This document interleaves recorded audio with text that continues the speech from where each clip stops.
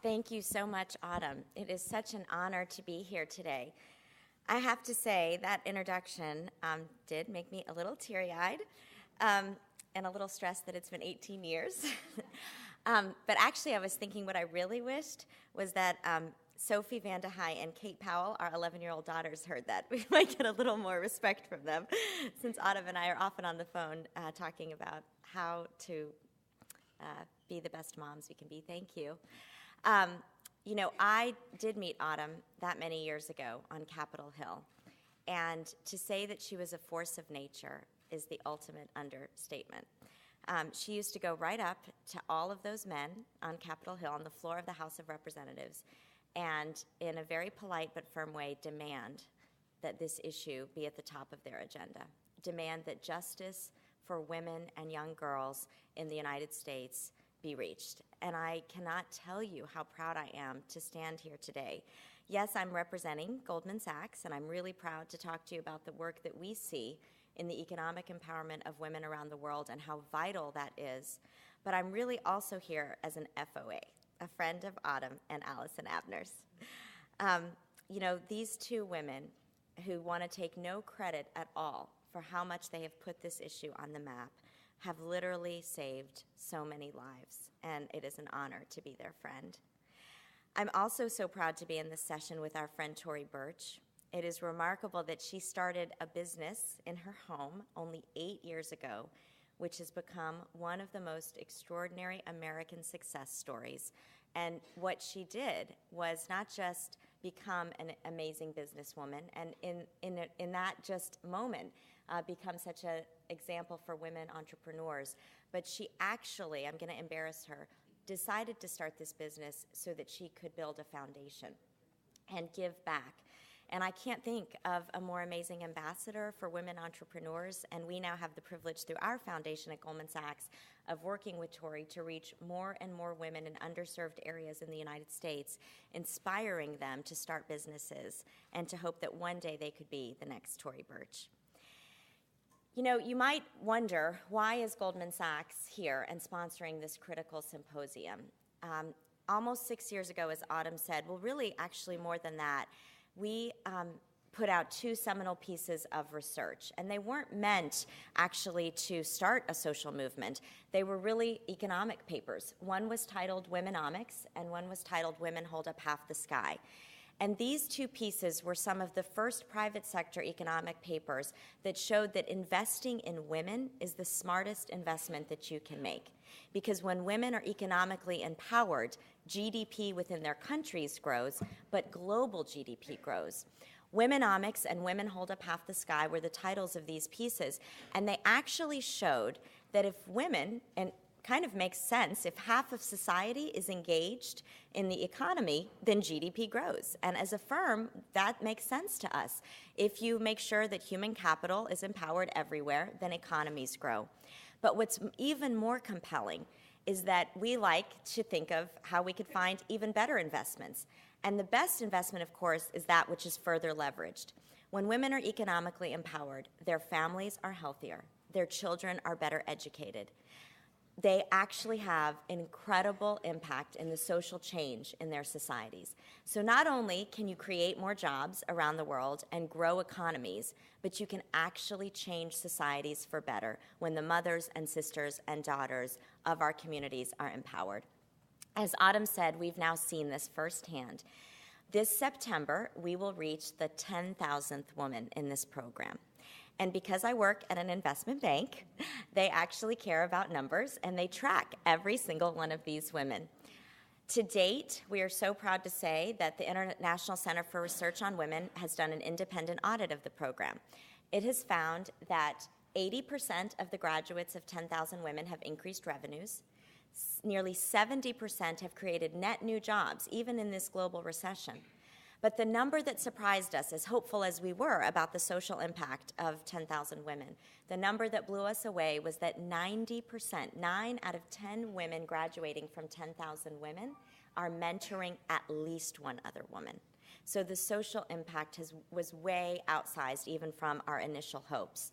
But what's amazing is that those women see this central goal in getting into 10,000 Women and graduating as paying it forward. They often ask, what else can I do?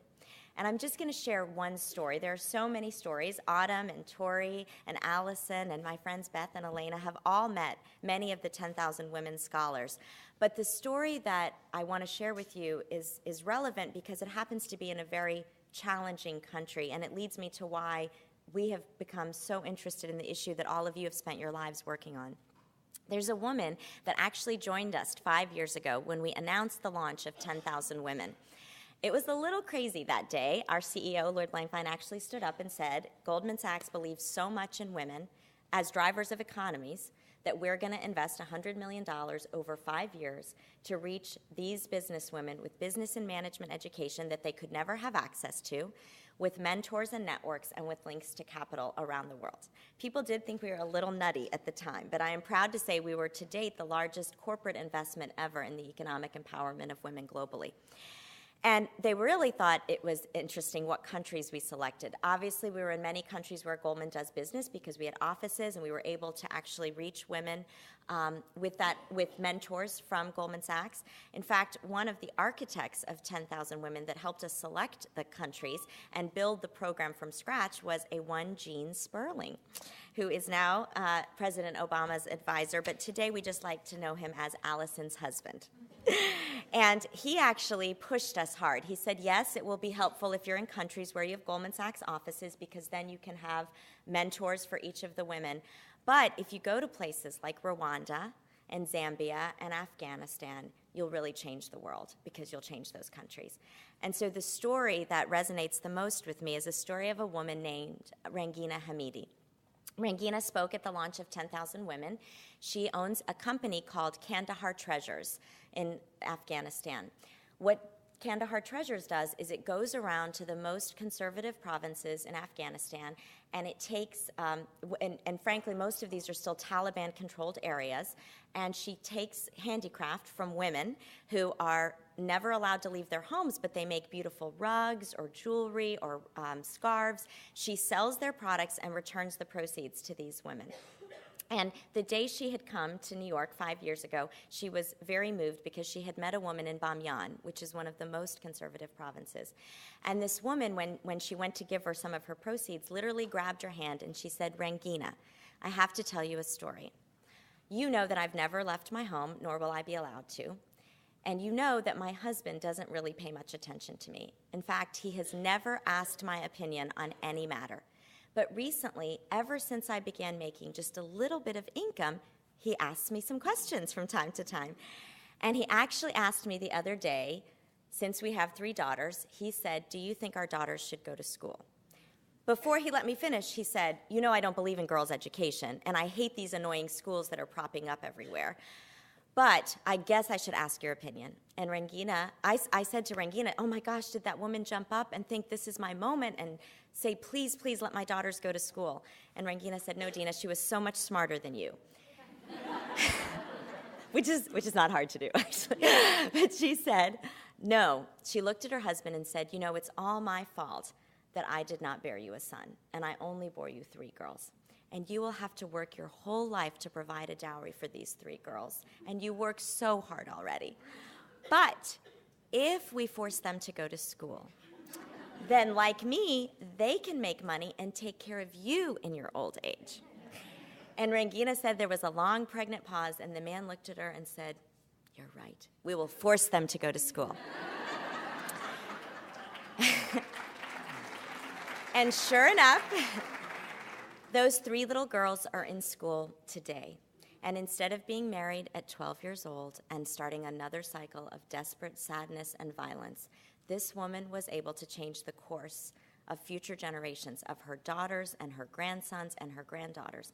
And even though she will never read or write, or frankly leave her home probably, she used her moment of power to change the world, and she did so by being economically independent. And that's why we see so much social change that can come from economically empowering women around the world. But there has to be a step 1 to reaching those amazing women, and that is protecting them. And that's why we were so honored when Allison and Autumn asked us to be partners on this symposium, because we're realizing throughout the world, and in a new program that we have in the United States called 10,000 Small Businesses, which is working with men and women entrepreneurs, that you can't economically empower women, you can't realize the potential of that human capital, you certainly can't change the world if you don't start by protecting women.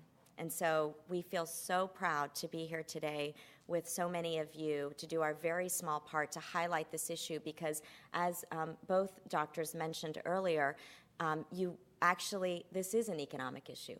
Of course, it's a human issue, but it's also an economic issue that if we protect women and they become viable members of society, the whole world benefits in so many ways. And I will just close because Dr. Matar and I share a region of the world in the Middle East, and as Autumn said, I'm Egyptian. And one of my favorite quotes about women, it comes from an Egyptian poet, Hafiz Ibrahim, who once said that when you educate a woman, you create a nation. But I think that he would be proud if we altered it a little, Dr. Matar, and said that if you protect a woman, you save a nation.